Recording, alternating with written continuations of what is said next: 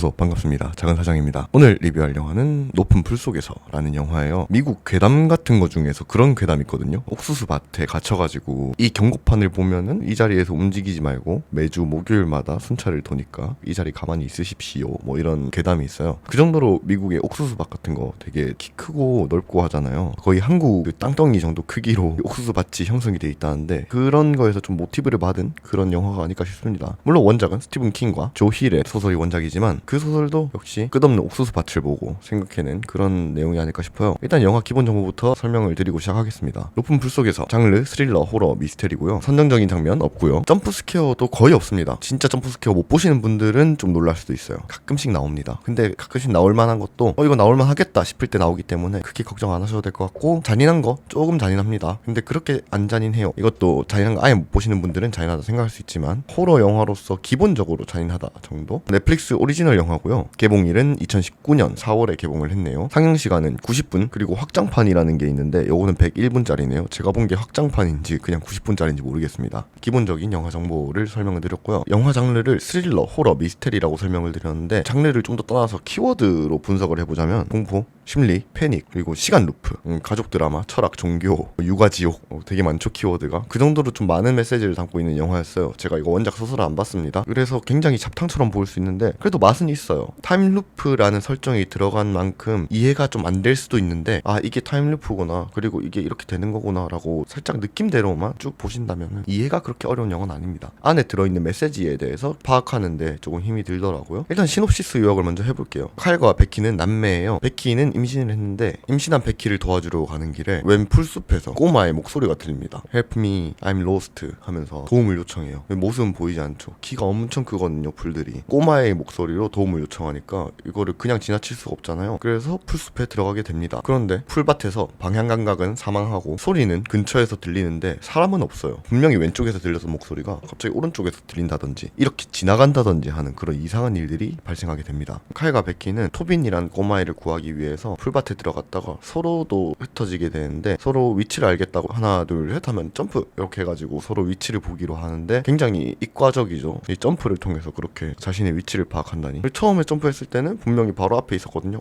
되게 가깝네, 한 번 더 해보자. 점프했는데 저 멀리 가 있는 거예요. 그런 일들이 일어나는 거를 눈으로 직접 목격하게 되면서 점점 이 풀밭은 이상하다는 걸 깨닫게 됩니다. 결국 칼과 베키는 서로를 놓치고 토빈이라는 수상한 아이를 만나고, 토빈의 아빠 로스도 등장하고 베키의 전 남자친구인 트래비스까지 등장해서 총 3팀, 칼팀, 트래비스팀, 토빈팀, 이렇게 3팀은 풀밭에 고립되어서 자신들의 목숨을 건 가족 오락관에 참여하게 됩니다. 주제부터 살짝 분석을 해볼게요. 높은 풀은 무엇인가? 왜 하필 옥수수 밭을 배경으로 했나요? 라는 것에 대해서 생각을 좀 해보고 싶은데요. 그냥 단순히 앞에 말씀드렸던 미국에서 키 큰 옥수수 밭에서 사람들이 매년 실종하고 사망하고 하는 그런 일들 때문에 배경을 그렇게 잡았다라고 생각할 수도 있지만, 그것보다는 좀 더 큰 메시지가 있다고 봤습니다. 이 풀밭은 단순한 식물이 아니고 굉장히 혼란스러운 사람의 마음이라고 생각을 했어요. 풀밭에서 헤매고 있는 사람은 굉장히 혼란스러운 마음을 가지고 있는 사람이라는 거죠. 풀밭에서 길을 잃었다 수준이 아니고 내가 지금 어디 있는지도 모르겠다 라는 그런 상황에 놓여져요. 그리고 들리는 것과 보이는 게 다르게 되죠. 가까워 보이던 그 사람이 한순간에 엄청 멀어진다거나 무등을 태워서 주변 풍경을 바라보면은 그 위치가 어딘지 다 보이지만 그게 진짜 위치인지도 모르게 되고요. 헤매고 돌고 다시 돌아오게 됩니다. 이런 모습들이 사람들이 인생을 살아가면서 고민하고 자기가 어느 길로 가야 되는지도 모르겠고, 내가 지금 어딘지도 모르겠고, 내 주변 사람들은 어떤 사람들인지도 모르겠고 하는 그런 혼란스러운 사람의 마음을 표현했다고 생각을 해요. 그리고 그 마음 속에서 길을 잃은 사람들을 보여주는 게 이 영화의 핵심이라고 생각했습니다. 제가 아까 팀을 3개로 나눠서 설명드렸죠. 베키 팀과 트래비스 팀, 그리고 토빈 팀, 이렇게 팀이 3팀으로 나눠지는 만큼 이 영화를 3가지 시점으로 나눠볼 수가 있어요. 팀을 더 세세하게 나누려면 나눌 수 있거든요. 베키 팀 안에서도 칼도 같이 있고, 트래비스는 혼자지만 토빈 팀은 토빈과 로스라는 부자 관계가 있기 때문에 총 5팀으로 나눌 수도 있지만 그래도 좀 간단하게 3팀으로 나누겠습니다. 너무 팀이 많아지면 그 오징어 게임이니까요. 일단 1번 베키 팀부터 한번 설명을 해보겠습니다. 베키가 느끼고 있는 혼란은 임신한 존재에 대한 혼란이에요. 베키는 새로운 생명을 품고 있는 사람입니다. 새로운 생명은 트래비스와 사랑을 나누다가 생겨버린 아기예요. 트래비스와 베키가 헤어지게 된 이유도 트래비스는 아기를 지우자라고 말을 했고, 베키 같은 경우는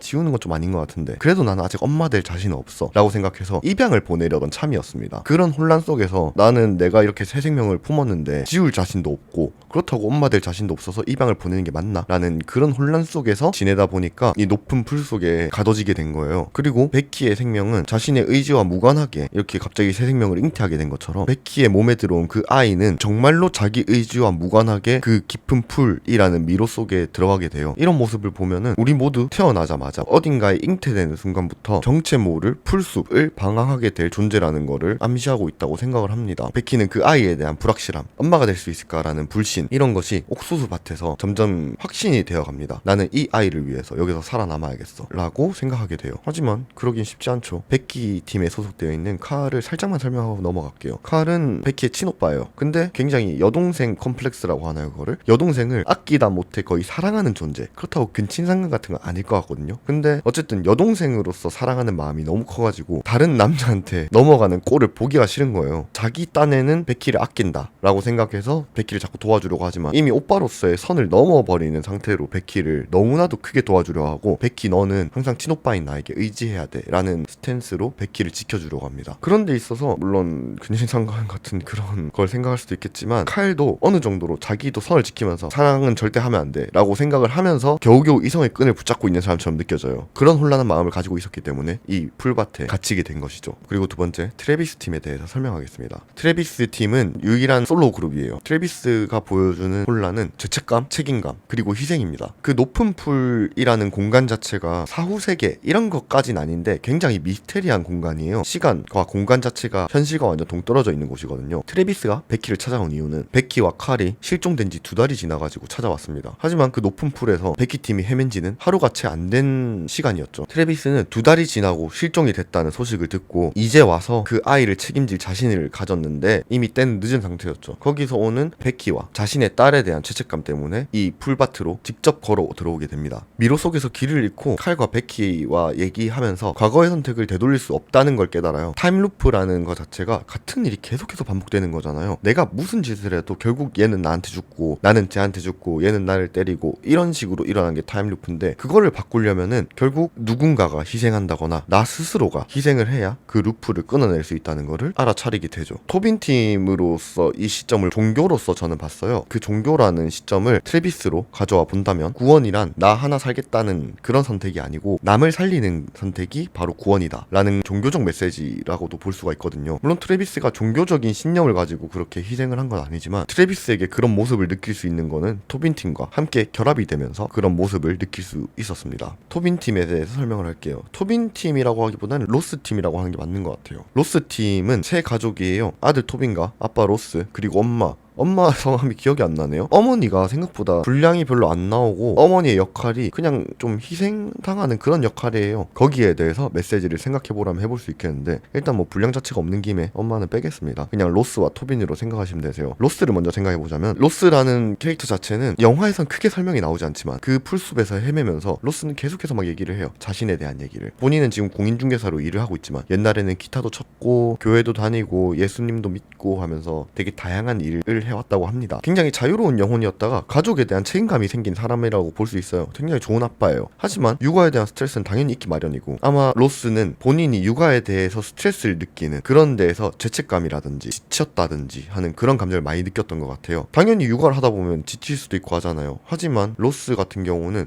난 왜 지치는 거지, 나는 정말 쓰레기구나 라는 그런 생각을 끊임없이 해버리는 그런 사람으로 보여졌거든요. 난 항상 좋은 아빠여야 해, 아들을 향해서 짜증내면 안 되고 사랑하는 와이프한테 늘 행복한 모습을 보여야 돼 라는 강박에 빠져있는 사람인 거예요. 그런 모습을 볼 수 있었던 게, 토빈이 자신의 강아지인 프레디가 풀숲에 들어가자 토빈도, 그리고 토빈의 엄마도 풀숲으로 따라 들어갑니다. 그렇게 해서 결국 그 가족은 뿔뿔이 와해되고 마는데, 로스도 당연히 가족들을 찾으러 풀밭에 들어가지만 풀밭에서 헤매는 지경에 이르니까 결국은 본인이 혼잣말을 하면서 와이프에게 애 관리를 안 하고 뭐 하는 거냐면서 혼자서 욕을 하고, 토빈한테는 아무데나 뛰어 들어가가지고 애새끼가 말도 안 듣고 하면서 굉장히 화를 내는 그런 모습을 볼 수가 있어요. 그런 모습들을 가족들에겐 보이지 않거든요. 물론 보이면 안 좋은 모습이긴 한데 그거를 참고 자기 혼자서 그렇게 뒷담하듯이 풀어버리는 그런 사람이라는 걸 볼 수가 있습니다. 결국 토빈의 아빠 로스는 풀밭 안에서 이상한 돌을 만진 후에 풀과 하나 되어버린 자가 되어버려요. 그러니까 아이번이 돼버리거든요. 되게 재밌는 영화예요. 그 돌이 어떤 것을 의미하는지는 후술하도록 하겠습니다. 그 돌을 만진 로스는 로스 자신이 하는 이 모든 행동들이나 생각들이 다 옳은 거라고 생각하게 되고 자신 스스로 자체가 안식과 구원이라고 믿어요. 아빠로서 너희들은 날 따라와야 돼. 굉장히 가부장적인 마인드죠. 너희들은 날 따라와야 돼. 날 믿고 의지해야 돼. 난 길을 알아. 라고 생각해버리는 사람이 돼버려요. 하지만 그거는 본인에 대한 자신이 아니고 광신이자 착각이죠. 실제로는 다른 사람들을 죽음으로 이끄는 망상적 신념이에요. 제가 아까 로스에 대한 과거에 좀 얘기를 해드렸듯이 거기에는 로스는 옛날에 종교적으로서도 예수님을 믿고 한다. 지금도 믿는지 모르겠지만 종교적으로서 활동을 했었다 라고 말씀을 드렸는데 로스는 그런 데 있어서 항상 비뚤어진 종교의 길을 가고 있었던 거예요. 종교의 힘을 받아서 남들을 도와주는 게 아닌 자신이 구원받기 위해서 종교를 이기적으로 이용하고 있었던 거죠. 그리고 그런 삐뚤어진 신앙, 즉 광신도적인 그런 모습들 때문에 로스는 풀밭에서 자기를 믿지 않고 따라와주지 않는 사람들을 해치고 다니기 시작합니다. 토비는 굉장히 순수한 아이예요. 순수한 아이지만 그 아이가 그 가정에서 어떻게 지내는지 모르죠. 굉장히 화목해 보이는 가족이긴 해도 그 과거라든지 이 아이가 어떻게 자라는지 보여주지 않으니까 말이죠. 그리고 로스 같은 아빠였다면 은연중에 그런 모습이 충분히 보였을 거라고도 생각을 해요. 그런 모습에 있어서 토빈도 혼란을 가지고 있을 수 있고 그런 모습들 때문에 풀숲에 갇히게 됐을 수도 있겠죠. 토빈을 얘기하려면 트래비스를 끌고 와야 돼요. 트래비스의 희생으로 토빈은 진정한 의미의 종교적 구원을 받게 됩니다. 트래비스가 희생함으로써 토빈은 풀밭 바깥에 있는 그 풀밭의 시작점 교회로 돌아오게 돼요. 구원받은 토빈은 그 교회에서 스스로 문을 열고 나와서 아직 풀숲에 들어가지 않은 베키와 칼을 구원하게 되고 토빈은 구원받은 베키와 칼에게 다시 구원받을 수 있겠죠. 저는 따로 종교를 가지고 있진 않지만 여기서 그 종교적 신념이 어떻게 작용하냐에 따라서 보여준 것 같아요. 로스 같은 경우는 스스로를 갉아먹는 종교적 신앙이었다면 트래비스는 본인이 희생하면서 남들을 구원해주려는 이타적인 종교의 모습을 보여줬다 생각하거든요. 트래비스는 평생 풀숲에서 갇혀 지내는 걸 희생하면서까지 베키와 칼 그리고 토빈을 구원해주기 위해서 본인을 희생했고 그 희생은 당연히 긍정적인 방향으로 흘러갔습니다. 타임루프를 깨고 과거로 돌아간 세계선에 트래비스 본인조차 구원받겠죠. 이렇듯 구원은 본인에게 직접 내리는 게 구원이 아니잖아요. 로스는 그걸 스스로에게 구원을 계속해서 내리려고 했고 나는 결국 구원자고 너희들은 나에게 구원받아야 되느니라 라고 말을 했기 때문에 그 누구도 구하지 못했고 트래비스는 나를 희생해서 남들을 구원하겠어 라고 생각했기 때문에 모든 사람 심지어 본인까지 구원할 수 있게 된 거죠. 이제 그 높은 풀 한가운데 있는 이상한 돌에 대해서 설명을 좀 드려야 될 것 같습니다. 이상한 돌을 만지면은 기분이 좋아진다고 막 그래요. 그 돌이 그래서 도대체 뭘까? 저거 만지면 도대체 뭘 깨닫길래 저럴까라는 생각을 되게 많이 했는데 항상 이런 영화 자체가 그렇듯 그 돌을 만지면 어떤 거에 대해 알게 되는지에 대해서 직관적으로 나오진 않거든요. 이상한 돌은 다양한 관점으로 볼 수 있는데 제가 종교적 관점 아니면 사람의 마음으로서 설명을 지금 드리고 있는 만큼 그 두 개의 관점으로 보겠습니다. 이상한 돌은 종교적 관점으로 본다면 사이비 종교 그리고 사람의 마음적 관점으로 본다면 절망, 포기라고 볼 수 있어요. 영화의 핵심 오브제인 검은 돌은 높은 풀 속에서라는 영화에서 가장 큰 상징입니다. 그 돌을 만지게 되면은 높은 풀 밭에 대한 비밀이라든지 모든 위치를 다 알 수 있고 헤매지 않을 수 있게 돼요. 하지만 그 지식을 얻기 위해서 치러야 하는 대가도 당연히 있는 법이었습니다. 그 대가는 자유의지의 박탈이에요. 이 돌이 겉으로 보기에는 사람들이 만지자마자 기분 좋아하고 막 모든 걸 다 알 수 있게 되었다라고 하면서 되게 진리 아니면은 진짜 절대신처럼 보이지만 실제로는 생각을 멈추게 하는 죽음을 상징합니다. 토빈이 높은 풀 속에서 헤매면서 이 들판은 죽은 것을 옮기지 않아요 라고 말을 합니다. 죽은 자는 움직이지 않고 생각하지 않는 자는 변화하지 않으며 돌을 만진 자는 변화를 포기한 자가 되는 거예요. 쉽게 말하면 그 돌을 만진 사람은 우물한 개구리가 돼버리는 거예요. 그 돌을 만지면 그 들판 속에서는 모든 지식을 다 얻을 수 있고 이 들판의 진실이 뭔지 전부 다 알 수 있지만 그 들판에서만 사용 가능하고 결국 그 들판에서는 벗어날 수 없는 사람이 돼버리는 겁니다. 아무데도 못 가는 그 들판의 시민이 돼버리는 거죠. 종교적으로 본다면은 나에게 있어서 이 종교는 절대적이야 라고 생각하는 그런 광신과 똑같다고 볼 수가 있어요. 종교라는 것은 사람의 마음을 어루만져주기 위해서 생겨난 그런 하나의 화합으로서 작용할 수 있는 건데 잘못된 교리라든지 아니면은 그 종교에 대한 끊임없는 광신, 맹신 때문에 본인의 인생을 잃고 그 종교에 빠져 살면은 그거 자체가 의미가 하나도 없어진다고 생각을 하거든요. 종교라는 게 내 인생을 좀 더 건강하고 윤택하게 그리고 화이팅 있게 움직이기 위해서 종교를 믿고 거기서 에너지를 얻는다고 생각을 하는데 생각하는데 그 종교에 빠져서 내 인생을 다 버린다 라고 생각한다면 그건 전혀 종교로서의 긍정적인 면을 이용하지 못한다고 보거든요. 로스는 결국 자신이 느끼던 부담감, 뭐 아버지로서의 일들, 옛날에 자기가 즐겼던 기타 연주들, 그런 것들에 대해서 변화를 받아들이지 못하고 난 이 돌을 영원히 믿으며 살래, 이것이 나에게 구원이야 라고 하면서 그 들판에 갇혀버려요. 그토록 원했던 어릴 때 자신의 모습, 기타를 멋있게 치는 본인이라든지 사랑하는 가족들 모두 다 잃고 그냥 그 돌, 그 들판에 강신도적으로 매몰되어가며 살겠죠. 로스는 뭐 행복하게 살겠죠. 알아서 죽었지만.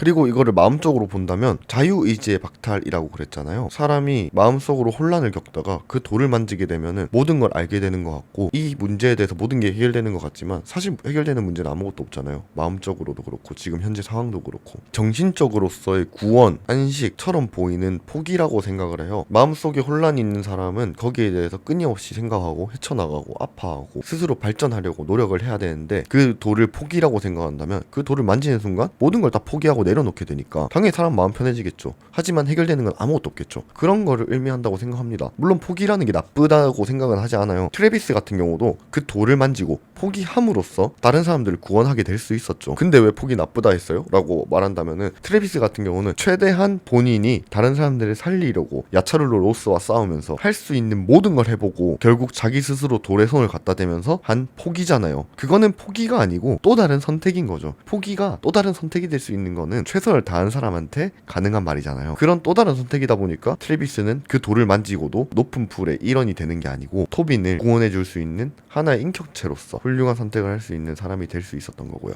타임루프를 소재한 영화가 되게 많아요. 어바웃 타임도 타임루프라고 할 수 있겠죠. 타임루프물 영화 중에 좀 좋아하는 영화 트라이앵글이라든지 타임크라임이란 영화가 있는데 그 영화도 되게 좋아하거든요. 이 높은 풀 속에서는 언럭키 어바웃 타임이라고 생각을 해요. 어바웃 타임은 내가 긍정적인 면을 위해서 항상 행복하기 위해서 타임루프를 돌리는 거면 이거는 뭐 당연히 어쩔 수 없이 타임루프를 도는 거지만 계속해서 똑같은 실수를 하고 똑같은 후회를 하고 똑같은 자책을 하게 되거든요. 그런 의미에서 여기서 보여주는 타임루프는 끝없는 후회와 자책이라고 볼 수 있는 거죠. 타임루프라는 소재 자체가 공포 영화에서 되게 자주 쓰이는 장치지만 여기서는 단순한 스릴을 위한 요소는 아니에요. 트래비스는 한번 루프를 돌면서 몇 번 돌았는지 모르지만 선택의 결과와 반복을 체험하게 됩니다. 결국 트래비스는 본인이 희생함으로써 그 루프를 끊어요. 저희도 항상 어떤 거에 대해 실수를 하거나 이 선택이 맞는 선택인가? 라고 생각을 하는 경우가 많잖아요. 내가 그때 그 말 하지 말걸 이라든지 그 행동을 하지 않았더라면 삼성전자 사지 말걸, 그런 거 하잖아요. 그렇게 계속해서 본인의 과거에 대해서 곱씹는 경험과 굉장히 비슷하죠. 근데 저희는 과거를 돌릴 수 없고 과거로 돌아갔어도 똑같은 실수를 반복할 거기 때문에 그 루프를 끊는 방법은 지금 현재 나의 선택뿐이라는 거를 보여주는